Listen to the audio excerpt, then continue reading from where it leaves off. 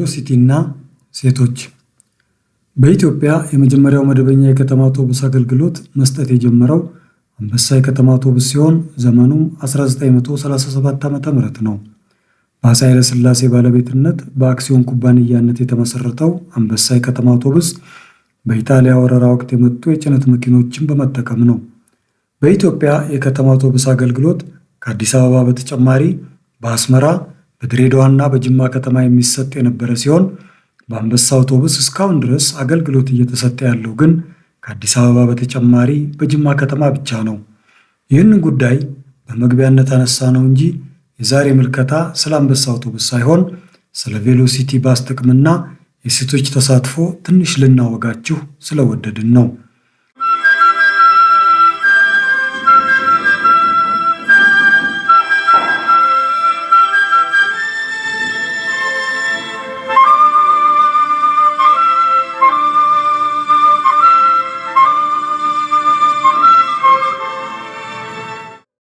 አሁን የአዲስ አበባን ጎዳናዎች እየተቆጣጠረች የመጣችው ቬሎሲቲ አውቶቡስ በባለ ሀብቱ በላይነህ ክንዴ ተቋም ተገጣጥማ በአዲስ አበባ ከተማ አስተዳደር ባለቤትነት ከነግርማ ሞገሷ እየተንጎማለለች ትገኛለች።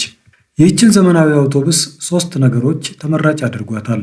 አንደኛ፣ የኤሌክትሪክ ባስ ከመሆኑ አንጻር ለአካባቢ ጥበቃና አየር ንብረት ለውጥ መረጋጋት ከፍተኛ ዋስትና ትሰጣለች። የአየር ንብረት ለውጥ ከብክለት እንዲጠበቅ ከፍተኛ አስተዋጽኦ ማድረግ በመቻሏም በሀገር ውስጥ ብቻ ሳይሆን በዓለም አቀፍ ደረጃ ተመራጭ ያደርጋታል። ሁለተኛ፣ የኤሌክትሪክ ባስ መሆኗና ነዳጅ ባለመጠቀሟ ሀገርን ከከፍተኛ የውጭ ምንዛሪ ወጪ ታድናለች።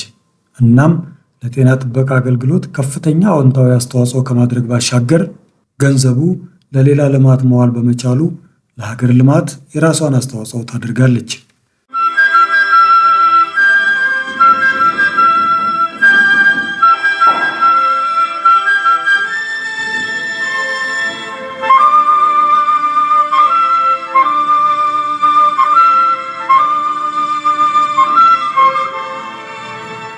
ሶስተኛውና ዋናው ጉዳይ ለሴቶች ሰራተኞች ምቹ ሆና መቅረቧ ነው። ቁጥራቸው በዛ ያሉ የሴት ሾፌሮች ወይም አሽከርካሪዎችና ረዳቶቻቸው ቬሎሲቲ አውቶቡስን ሲዘውሩ ይታያሉ። ምናልባትም የኤሌክትሪክ ባስ ከመሆኑ አንጻር ብዙ የሚፈታና የሚታሰር ሆድ ዕቃ ስለሌላት ለሴቶች ምቹ ሁኔታ እንደፈጠረች ይታመናል። የብዙዎቹ ቬሎሲቲ ባሶች ሰራተኞች ሴቶች ከመሆናቸው ጋር ተያይዞ ተረጋግቶ መንዳትና ጥሩ መስተንግዶ መስጠት እየተስተዋለ መጥቷል። ባሷ በአንጻራዊነት ጣሪያዋ ከፍ ያለ በመሆኑ ከቀደምት ባሶች አንጻር የተጓዦች መተፋፈን ዕድል ዝቅተኛ ነው። አዲስ መሆኗም ተጨማሪ ምቾትና ውበት ነው። የአንበሳንና ዘመን አመጣሾችን አገልግሎት ሰጪ አውቶቡሶች ውለታ ሳንረሳ